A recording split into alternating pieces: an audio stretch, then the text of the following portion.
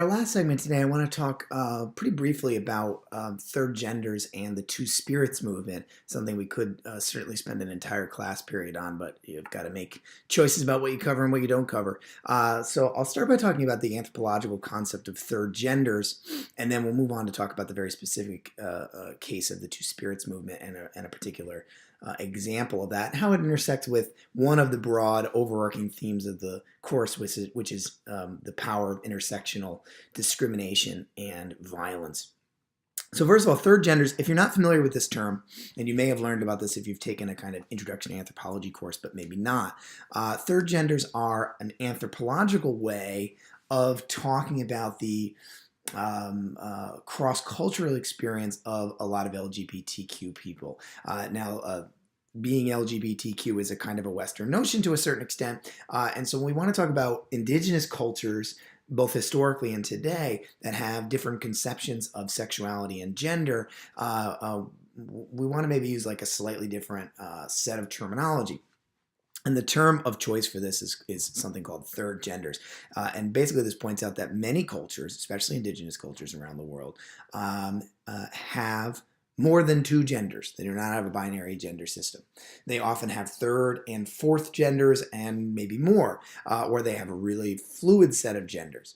And so we use this term third genders, but it doesn't discount the fact that there are many cases in which cultures can have lots of different genders. And so they exist in lots of different societies, and these people who do not fit into male or female constructed genders, that kind of dichotomy, often fulfill important cultural or societal roles. The most famous native example of a third gender is our Berdache people.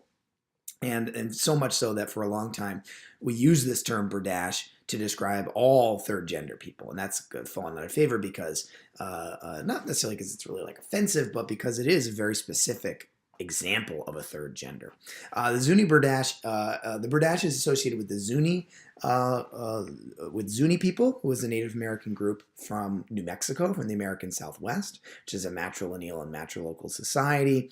And Zuni people are people who are usually born biologically male, but as they grow, come to inhabit more women's spaces and eventually come to hold a position that is kind of between genders, or maybe what we might think of as transgender today. And they often participate in sort of women's ceremonies and cultural traditions as well, and a very important role within the Berdache, or within the Zuni culture. And there have been some very famous examples of Zuni Berdache. The most famous is a Berdache named Wiwa, who's pictured here. She has a really interesting Wikipedia article if you want to read about her, kind of an important person in American history, actually. Another example is a Navajo example called the Nadle, very similar to Berdache, someone who is born sexually male but comes to inhabit a space between the genders or more associated with feminine spaces. And they have a lot of important societal roles, including being associated with with adopting abandoned or orphaned children. Now, a very famous Nadle person is someone named Fred Martinez, and I usually use use the name Fred and male pronouns to describe Fred because I've done some little bit of research on Fred, and that's kind of the way the people who knew him talk about him. So, but he has a complicated gender identity, as might be expected. But Fred is a sort of a tragic story, a very famous example of a third gender LGBTQ person who was victimized for that and who was murdered because of that. Fred was murdered as a teenager in right near the Navajo reservation, and he was murdered for a number of different reasons. I think he was probably targeted specifically because he was non-traditionally, quote unquote, gendered within Western culture. He was murdered by a non-native person. just off the reservation in a very pluralistic space.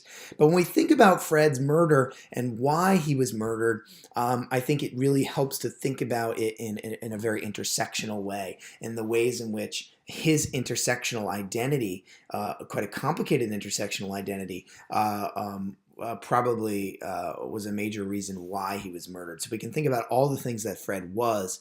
Fred was gay, poor, indigenous, a person of color, young. He was Navajo. He was Nadle. He was self-described as Nadle, as a sort of traditional third gender within Navajo culture. And all of those things likely combined to really increase his risk of experiencing violence, and ultimately he did. So again, sometimes in this class I'd like to show a film about Fred, but we've really got a lot of films for the online course, so I've decided to cut this one for this time. But there is a film out there that's called Two Spirits, something I'll talk about in just a second, and it focuses particularly on Fred's case. If you want to learn more about it, we actually have a copy of it in the anthropology department. If you wanted to watch it, let me know. You can also sort of get it elsewhere. It was like a PBS documentary, so it's not that hard to find. We do not have access to it through our library, unfortunately, but the department has a copy of it if you want to watch it and learn more about Fred's case. Now, Fred is often also associated with a movement called the Two Spirits movement. The Two Spirits movement is a really interesting movement. It is a collective of LGBTQ people in the Native community from across the country.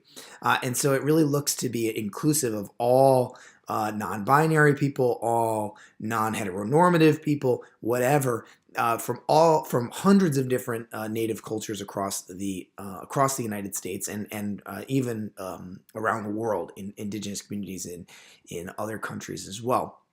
And it refers to this notion of having a power of two spirits within you, the spirits of both genders within you, and which is a traditional story in Native culture. And it uses an English term very specifically because this is seen as a Pan-Indian tradition, a Pan-Indian movement. It is meant to be something that's inclusive of groups from people from all kinds of different Native groups around the country and around the world. And so they've chosen to use an English term to represent that shared identity and not make it about individual tribes. And so there's, again, another thing we could probably spend a whole class talking about, very interesting history and powerful history within the community. All right, so that's all for today. As I mentioned, take a look at the video that's up now, and the PowerPoint is also up. And let me know if you have any questions.